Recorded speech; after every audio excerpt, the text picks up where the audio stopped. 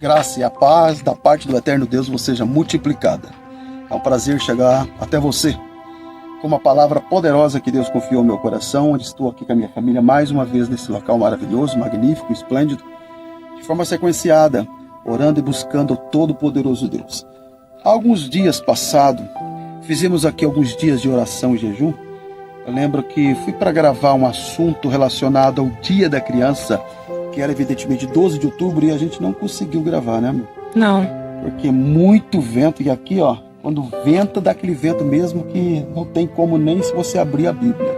Mas hoje, agora no entardecer, vindo para cá, de volta para casa, Deus tocou no meu coração com uma sede que nos aguçou de chegar até aqui, orar, buscar a Deus, e aonde eu resolvi fazer em notoriedade extensivo a você e inteligentemente a quem você puder compartilhar também esse assunto, que será de grande valiosidade, que eu vou deixar aqui, relembrando exatamente essa data pela qual a gente atravessou, que foi o dia 12 de outubro, relacionado ao Dia da Criança.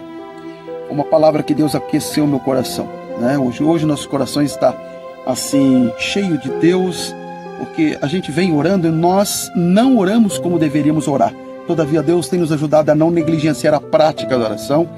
Amanhã nós estaremos em viagem para um local mais longínquo, atendendo alguns congressos, e assim segue a nossa vida, estando onde Deus quer que a gente venha estar, permitindo que Ele nos use de fato como Ele quer nos usar. Agora, se você tiver a Bíblia aí, tanto quanto lhes possível for e seja, abra a mesma. No Evangelho escreveu Mateus, olha que palavra rápida, ligeirinha e bem objetiva, sem precisar ser delongado, o que eu vou deixar aqui. Mateus capítulo 18, Laureano, versículo 1 ao 3, a Bíblia diz assim, ó: naquela mesma hora, chegaram os discípulos aos pés de Jesus, dizendo, olha o que eles vão dizer: quem é maior no reino dos céus? Olha que essa pergunta, feita há muitos anos atrás, mas parece que ela se repete hoje, quando a gente lembra do senso e do campo da competitividade, né? Quem é maior, quem tem mais, quem pode mais, quem prega mais, quem canta mais, quem toca mais, quem é maior, quem é mais? Não muda muita coisa, não é verdade? Agora dá uma olhadinha no versículo 2, o que é que Jesus vai responder. E Jesus chamou uma criança, e ele vai colocar no meio deles. Quando coloca no meio, está falando no local de destaque, coloca no centro das atenções, e olha o que Jesus vai dizer no versículo 3. Em verdade vos digo que se não vos converterdes, segura essa palavra que ela é bem significativa, e não vos fizerdes como uma criança, de modo algum entrareis no reino de Deus. Essa leitura ela é muito poderosa, tanto que vale lembrar aqui que não existe meio convertido. Ou você é ou você não é convertido, ao tempo que, se levar isso em pé de igualdade relacionado ao peso de comprometimento, não existe meio comprometido. Você nunca viu, vê e nunca vai ver uma mulher chegar para outra mulher e dizer: ai, fulana, eu tô meio grávida. Não tem meio grávida, ou você compromete ou você não compromete. No reino de Deus não tem assim, vestir meia camisa, ou você veste ou não veste. Então, a questão de ser comprometido leva-nos a um peso de uma conversão de essência verdadeira, pela veracidade. Ou é ou não é convertido. Então, não estou falando de um crente convencido, estou falando de convertido. Agora, relacionado como criança aqui, pense, Deus nos deu capacidade intelectiva da glória da inteligência para a gente pensar. E utilizando a cada ponto que, se a gente pudesse olhar para uma criança e somar em pé de igualdade com uma atitude de um cristão autêntico, original, verdadeiro, convertido, eu vou resumidamente dizer aqui que existe pelo menos 10 maiores questões a pontuar em olhar uma criança e ver que tem muito a ver com um cristão convertido. A primeira questão que nós temos que analisar é que a criança não nasce grande, a criança nasce pequena, não é verdade? A criança, ela não nasce com 1,50 m, 1,70 m, 80 m, 1,90 m, 2 metros de altura. Ela é pequena, leve, pega no braço, não é assim? Faz ninar. Pois é muito importante quando a gente olha para o Salmo 113, versículo 7, que Deus não levanta o grande. A Bíblia diz que do pó ele levanta o pequeno e do monturo ergue o necessitado. Quando Deus chama Saulo a fim de delegar, empenhar ele a obra missionária que havia ali, delegar e ortogar, Deus não usa Saulo, Deus usa Paulo. Transformado o nome de Saulo para Paulo, não tem muita coincidência, é que Paulo no hebraico significa o quê? Pequeno. Para Deus aparecer a Moisés e dizer: eu sou, enviar vós, vai lá, eu serei com você. Deus não aparece para Moisés num florido, lindo, belo e bonito ipê. Deus aparece numa humilde sarça, porque enquanto eu for pequeno, ele é grande. O dia que você se achar grande, então Deus deixa você quebrar a cara até reconhecer que sem Deus a gente não pode fazer absolutamente nada. Entendeu? Outra questão a ver com relação à criança é que toda criança ela é chorona. Dificilmente você vai ver criança. Aliás, é uma das primeiras atitudes, requisito de uma criança quando ela nasce, é o tapinha no bumbum para unhê, unhê, chorona. É verdade? Interessante que a Bíblia diz ali em Mateus capítulo 5, versículo 4, bem-aventurado, não é quem pula, quem canta, quem toca, bem-aventurados são os que choram, porque serão consolados. Quando você olha para o capítulo 11 de João, a Bíblia fala de Marta e Maria, que estava como? Chorando. Os judeus que se compadeciam com coração de solidariedade, também chorando, apoiando Marta e Maria. E um dos menores versículos em palavras da Bíblia está descrito quando a Bíblia diz que Jesus chega e se compadece, e também diz, Jesus chorou. Lágrima, que é vocabulário da alma e cartilha que Deus sabe ler de cor e salteado. Em João no céu, em Apocalipse capítulo 5, a Bíblia diz que quando ele olha o livro, cujo livro, ninguém fora digno de abrir o livro e de desatar os seus 7 selos, estava selado por dentro e por fora, e eu chorava muito, até que alguém vai dizer, João, não chore mais. Deus concede uma oportunidade no sentido ao rei Ezequias, quando esse vira para a parede e faz o quê? Deixa o rosto assinar com as lágrimas. Lágrima. Isso é muito importante porque Deus não suporta um coração aquebrantado. Vamos correr? Olha uma outra qualidade importante relacionada à criança. Toda criança ela é pidônia quando quer alguma coisa. Te fez lembrar alguma coisa quando nós olhamos de repente para Jacó? Jacó luta com a teofania, teo, Deus no grego, fania, manifestação de Deus na antiga aliança, que era a pessoa do Filho, Jesus, o Cristo, a palavra. E ali luta, solta, não solta, solta, não solta. Eu não te solto enquanto tu não me abençoar. Olha que coisa interessante. A criança, ela é pidônia, pede. Agora, quando fala em pedir, não estou falando em pedir para o A, para o B, para o C, a questão horizontal. É pedir para o pai, ao pai, entendeu bem? Que interessante. Outro sim, a criança não anda sozinha, meu querido. Ela não anda sozinha. Isso está me fazendo lembrar muito quando Moisés olha para Deus e se tratar de assunto com anjo, eu não quero negócio com anjo, Senhor. Se tu não for comigo, eu não tiro a planta do meu pé daqui. Eu quero a tua presença, porque é ela que me garante toda vitória pela quilometragem do caminho da vida.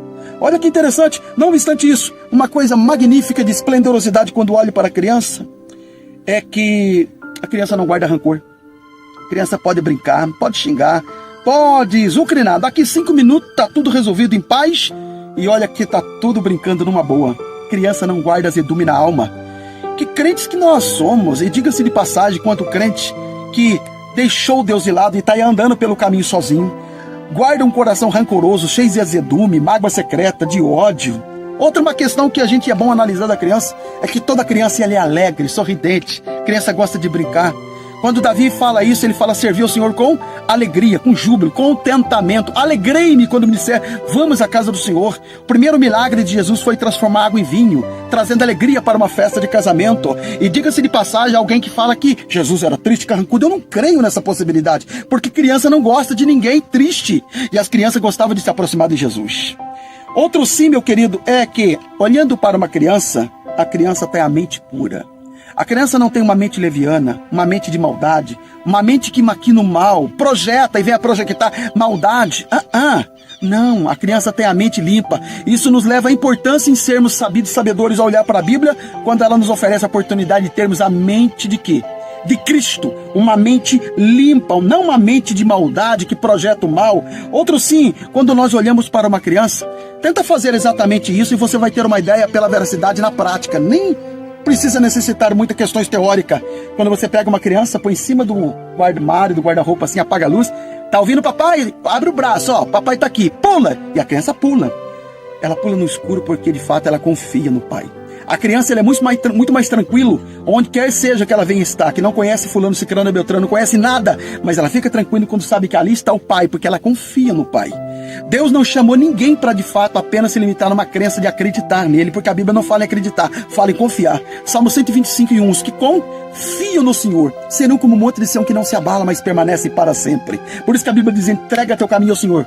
Confia nele e ele tudo fará. A importância de confiabilidade em Deus é tão crucial que quando Deus olha para Abraão fala, olha Abraão, sai da tua terra, vai para um lugar que você não sabe. Ele não vai questionar, aonde é o endereço? Vou pôr no GPS. Ele sai sem rumo porque entendia que a confiabilidade em Deus sempre teve tem e há de ter que falar mais alto em nossa vida. E eu quero finalizar dizendo uma coisa muito importante. De tudo que eu pudesse falar aqui, eu sinto-me nadando no mar e morrendo na praia. Não apenas falar que a criança pequena chorou na pidonha. A criança, ela não anda sozinha. A criança não guarda rancor, é alegre, tem a mente pura, confia no pai. A criança é persistente, consistente. Mas eu quero encerrar dizendo uma coisa muito importante. A criança, ela é persistente e consistente quando quer uma coisa, né? Pois é. A Bíblia diz, pedir, dar-se-vos-á. O importante de você ser fiel, pedir e saber para quem pede. Teu pai. Agora eu encerro dizendo, a criança, ela não nasce grande. A criança nasce pequena. Não é assim, meu amor? Sim. A criança nasce pequena.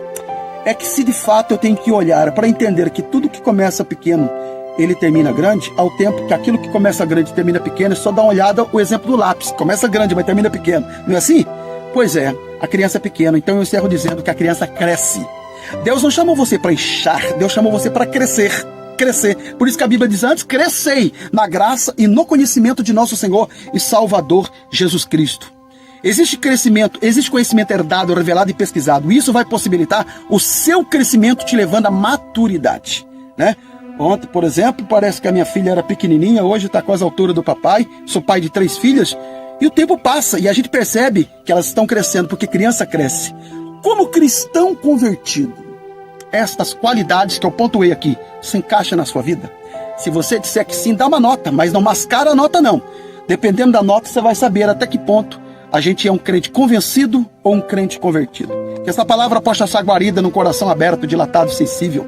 Não apenas para servir como teu elevo espiritual, como peso de tua edificação espiritual, mas que inteligentemente você possa abençoar muitos outros, compartilhando essa breve reflexão. Quem somos nós? E que nunca possamos, de fato, deixar de ser criança. Um beijo no coração. Nós vamos estar orando agora e orarei por você, pela sua família e a todos quanto nos procuram pedindo uma oração e que venhamos nos presentear aos amigos com as intercessões. Um abraço, um beijo no coração. Até logo mais com uma próxima reflexão, estando aqui nesse lugar e uma data que há de se vizinhar muito em breve. Deus abençoe.